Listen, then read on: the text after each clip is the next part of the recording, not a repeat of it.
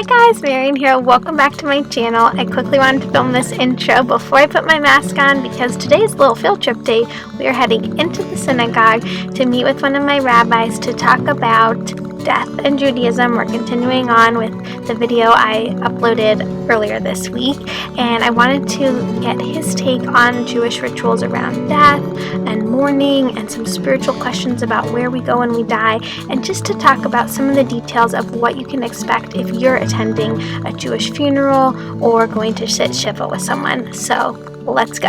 Hi guys, so I'm in the synagogue now and I'm here with Rabbi Berkowitz, who's just over here. We are maintaining our social distance and we have our masks on, and this is the first video I've filmed with somebody with masks on, I assume here too, although you've been doing a lot of live virtual services. So we're figuring this out as we go, but we felt it was really important to get to this topic, which we had been planning to get to for a long time, which is the mourning rituals, as well as the funeral, burial, and cemetery rituals that happen along with Jewish customs. So we're gonna jump into it, and as always, if you guys have more questions, definitely leave them in the comments for me below. And a huge thank you to Rabbi Berkowitz for his time, for sharing all his amazing knowledge with all of us. So thank you. So we're here in the synagogue because I wanted to ask about Jewish customs when it comes to having a funeral service, which sometimes do take place in the synagogue. So I wanted Rabbi Berkowitz to walk us through what to expect, what happens at a Jewish funeral service, as well as a little bit about the graveside and actual burial component. So if any of you guys are attending one or in mourning yourself, you sort of have some expectations. Thanks, Marian, and it's nice to be with everybody again. This space is one of our chapels, our sanctuary here at B'nai Israel. It's common to use this space when we offer it up for a burial service and for the funeral service which would precede the burial itself. Typically, synagogue sanctuaries are reserved for burial services only for those who are leaders of the congregation, past clergy, things like that. It's seen to be an honor to be afforded to somebody to have their funeral service within the synagogue itself. And here at B'nai Israel, that's an honor that we afford to all of our members and all of their immediate relatives. So this space is commonly used for that purpose when we are permitted to do indoor gatherings, not at the present moment. But when you would typically walk in to the back door of the sanctuary, and at the front right here, this table, the reader's table, would actually be moved away. And instead, in its place would be the aron, the casket, where the deceased is residing. And then there is typically some sort of a beautiful cover over it.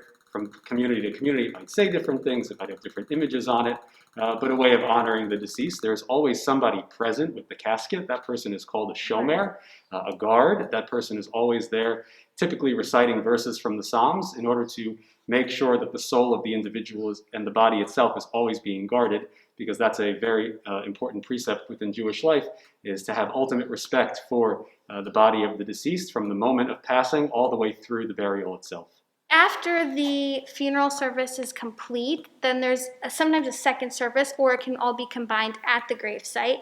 So I wanted to ask the rabbi a little bit about what to expect when you then move to the graveside and burial process. Sure. So in the synagogue itself, or in the chapel where the funeral service might be taking place, the rabbi or cantor, whoever is officiating, will share some words, usually from the book of Psalms and perhaps from other selections from our sacred texts as well.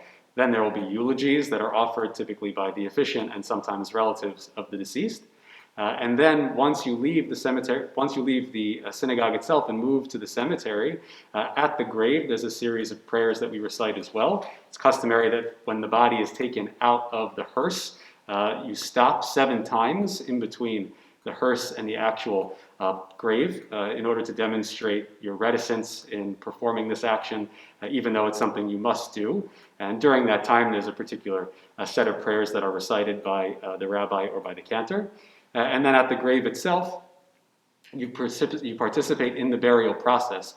One of the things that's perhaps uniquely Jewish is that we take pride in being able to participate in the process, because it is seen as the ultimate sort of honor to the deceased. It's called a chesed shel emet, the truest kind of kindness, because it is an act which can never be repaid by the other individual. You're not doing it because you hope to gain anything out of it. You're doing it as a demonstration of your love and affection and respect for that individual. And so typically at a Jewish funeral, people will be invited to participate in the burial process itself. It's customary that when you take the shovel, we use the back of the shovel the first time, sometimes even first 3 times. That also demonstrates that this is not something that's a typical thing that we do with a shovel, and it's not something we want to do. But again, it's a demonstration of our respect for the deceased. And then, instead of passing the shovel from one to another, symbolically, we place the shovel back into the earth, and that way we do not pass the sorrow or the sadness from one individual to the next. And we do that sometimes until the entire grave is filled in by the loved ones, by the family members and the mourners who are there for the funeral. Yes, so this kind of ties back into what I was talking about in my Intro to Death in Judaism video, is that every component has so much thought put into it to help the process for the mourners to heal, to find comfort in the traditions.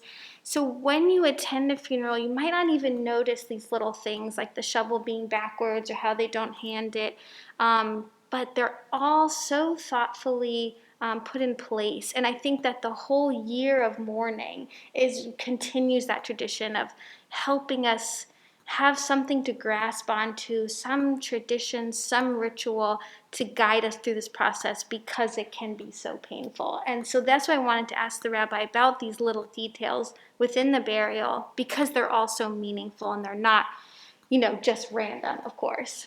So the next thing I want to ask is about something you guys might have heard or seen called kriya. Yes. Kriya, which is tearing of the clothes. These days, not everyone actually physically tears the clothes they're wearing, but will tear a ribbon. So the rabbi has one to show you guys. And this would be done traditionally, it is done just before the funeral service begins. But it also sometimes is done at the actual moment when you hear of the death of an immediate relative. So as Marian said, you could actually tear the clothing. That's the most traditional and customary, a demonstration of the tear in your family and a symbol of mourning. It's also a way for other people, when they see you, to recognize that you are a mourner. And then others today, some do not feel comfortable doing that, and instead there is a ribbon that typically looks like this, that is placed on one's chest. If you are the child of the deceased, if it was your parent who passed away, then you place the ribbon directly over your heart. Otherwise, you put it onto the other side. And again, this ribbon is then torn, and there is a blessing, a bracha that's recited at that moment, which acknowledges God as the judge of the whole earth during even the most difficult times of our life. And speaking of seeing someone who's in mourning, that brings me to something I definitely wanted to get to, which is what to say, how to greet somebody at a funeral or at a shiva house. What's the appropriate thing to say to somebody? It's a great question, because the original tradition was actually you're not supposed to speak to the mourner until they speak to you. Really? You're supposed to sort of follow their lead. So if they seem like they want to have a conversation and they're ready to talk, then by all means you can engage with them. If the mourner basically just wants you to be there in their presence but not actually talk, it's actually encouraged that you don't speak and that you don't say too much. Of course, you can apologize for their loss and say you're sorry for what they're experiencing, and you can provide your comfort and support. You can be with them in their sadness. We try not to tell people who are sad that they should be happy. Right. We don't say things like, God wanted it this way. We don't say that. It's not Jewish custom to say things like, God has another angel. Those are actually not comforting to hear for most mourners in the Jewish tradition. And so you simply want to be with them in the experience. There's a customary phrase to say to a mourner in Hebrew. It's rather long, but I can teach it to you. Yes. Hamakom yenachem etchem betoch sha'ar avelei Tzion v'Yerushalayim, which means may God grant you comfort amongst all of the other mourners of Zion and Jerusalem. Yes. So basically, if you don't want to memorize and say that whole phrase, the most appropriate, kindest thing to do is really just to say, sorry for your loss. Sorry for your loss. And then, offer any support that you can for whatever it is that they might be going through. Right. And speaking of support, a lot of that comes in for the week after someone has died, where I talked about in my last video, sitting Shiva, where you literally are sitting in your home usually, and people come by to bring food and comfort and to pray with you. And that brings us to our next ritual item that the rabbi has to show, which is a chair. Yes. A little mini chair. When you walk into a Shiva home, it's customary for the mourner to sit on either a low stool or a low chair. Something like this is often provided by a synagogue or a funeral home. You might also see a cardboard box. Sometimes they even make it try to look like wood, but it's just a small chair. The idea is just to be lower to the ground. It's a symbol of mourning in Jewish tradition. And it also helps those who are walking into the home identify who the mourners are. Right. Sometimes maybe it's somebody that you don't actually know that well, you don't know their family, maybe you knew the deceased but not their family, and you walk into the home during those 7 days which follow the burial, and you can easily identify who is the mourner because they'll be the one sitting in this chair, or the one who has a torn garment or wearing the ribbon, as I showed both before. Right. Which is really nice because if you don't know the person so closely, you might not realize who their brother or mother, etc. is. Okay, so I want to thank Rabbi Berkowitz. For walking us through all of those physical elements of the ceremony process. Before we wrap up, I really wanted to ask him a few questions about spirituality and death. And we know we could talk about this for ages, but just really simply, I'm curious to hear your thoughts on what happens to a soul once it's no longer in this world. And, obviously your personal thoughts as well, but just, what is the basic Jewish understanding of that? So most Jews today, and most denominations of Judaism, doesn't matter which one you ascribe to, all acknowledge that there's the physical body, but there's also the neshama, there's also the soul of the human being, which is given to that individual at birth, and which stays with the body until the moment of death. And even at the moment of death, there's an understanding that the neshama, the soul, sort of hovers over the body and stays with it until the burial itself is complete. That's why it's so important that the body is always being watched and somebody is with it in order to provide that sort of comfort and support to the neshama, to the soul, as it is in transition from what we call olam hazeh, this world, to olam haba, the world to come. Judaism doesn't have a very specific understanding of the afterlife, but a variety of different ways of perceiving it. And one of those ways is to think about the soul traveling from this world to olam haba, some sort of perfect messianic existence in which the soul is closer to God, is reunited with others. There's a small strain that even acknowledges a possibility of reincarnation, where the souls all exist together in a space until a soul comes back into another body in another form in this world. But that's one that we don't often teach in Hebrew school. Yeah, so I in my personal experience, the closest I've come to losing a very close relative was a pregnancy loss. So it's a little bit different.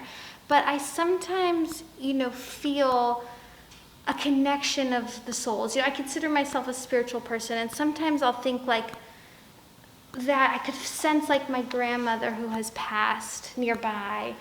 Something will remind me of her, and I'll get that sense. And I know that, there's so many ways to interpret that, but I'm sure that a lot of people watching this video have lost somebody close to them and may have experiences like that. So I'm curious what Judaism says with not just where you go when you die, but how do we, as people who are still in this world, connect to those souls? It's a really good question, and it's one that, again, there's no defined answer, but certainly it's not unusual for people to be able to experience the presence of the soul of someone who has passed. In fact, we actually say that during the Shiva, during the 7 days following the burial, the soul departs from the body and doesn't yet travel to Olam Haba, the world to come. The soul actually comes into the Shiva house, so that while the mourner is there being comforted by friends and family, and their community, they're also, in a sense, being comforted by the soul of the deceased. And so there's no reason to say that doesn't necessarily happen even after those 7 days, where we can still feel the presence of our loved ones in our lives, even if they're no longer in this world physically. I love that. So with that, we're going to wrap up. Let us know in the comments what questions you guys have about this, what you think of Jewish interpretations of these ideas. We'd love to know about your thoughts and ideas when it comes to this. Thank you so much, Rabbi Berkowitz. Thanks for having me Hopefully again. we'll do some more videos again, so. one day without our masks and a little closer together. Thank you guys for bearing with us with all this stuff, but we're doing what we can to make it work. And yeah, hope you guys liked this video. Give it a thumbs up if you did, and I'll see you in the next one. Bye. Bye-bye.